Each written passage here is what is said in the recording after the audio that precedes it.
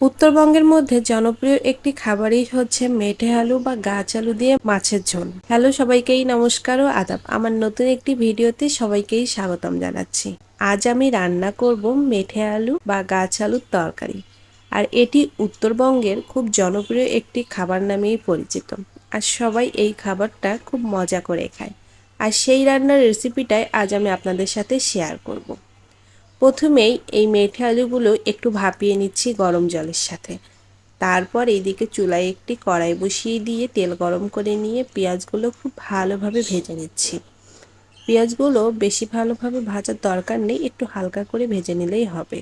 পেঁয়াজগুলো হালকা করে ভেজে নেওয়ার পর এখানে একটু ফোড়ন দিয়ে দিলাম।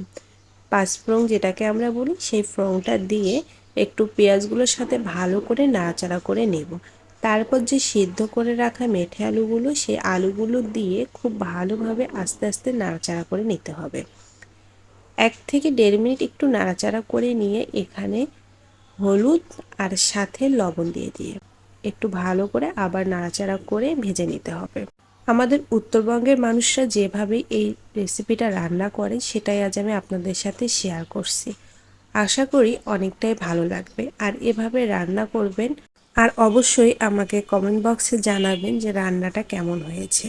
এই আলুটাকে তো বিভিন্ন জায়গায় বিভিন্ন রকম নাম বলে, তবে আমাদের উত্তরবঙ্গে এই আলুটার নাম প্রায় গাছ আলু নামেই পরিচিত। তো অনেক জায়গায় এই আলুটাকে মেঠে আলু নামেও পরিচিত।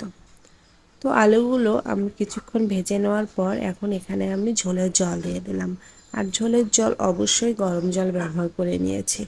ঝোলের জল দিয়ে দেওয়ার পর এখানে কিছু ভেজে রাখা মাছ ছিল, সেই মাছগুলো দিয়ে অনেকটা টকবগে নিয়ে এসেছে। ঢাকনা দিয়ে ঢেকে দিয়েছিলাম। আর একটু নাড়াচাড়া করে নিয়ে এখানে আমি এখন গরম মশলা দিয়ে দিব। গরম মশলা যেমন এলাচ, জিরা, দারচিনি এগুলো দিয়ে কাঁচা মশলাটা বেটে নিয়েছি। আর কাঁচা মশলা দিয়েই কিন্তু রান্নাটা খুব স্বাদ হয় শুকনা মশলার চাইতে। তো মশলা দিয়ে আর একটু জাল দিয়ে নামিয়ে নেব। কিছুক্ষণ জাল দিয়ে নেওয়ার পর আমার তরকারির কালারটা এই কালারটা এসেছে। আর খুব সহজভাবে এই রান্নাটা করা যায়। তো এখন আমার তরকারিটা হয়ে গিয়েছে। এখন আমি একটি বাটিতে নামিয়ে গরম গরম সাদা ভাতের সাথে পরিবেশন করে নেব। তো আজকের আমার এই রেসিপিটা কেমন লাগলো অবশ্যই কমেন্ট করে জানাবেন। খুব সহজভাবে এই রেসিপিটা রান্না করার ট্রাই করেছি। যারা আমার পেজে নতুন তারা প্লিজ আমার পেজটিকে লাইক ও ফলো দিবেন। তার সাথে আমার ইউটিউব চ্যানেলটি সাবস্ক্রাইব, পাশে বেল আইকন বাটনটি প্রেস করে রাখবেন নতুন নতুন ভিডিও পেতে। ধন্যবাদ সবাইকে।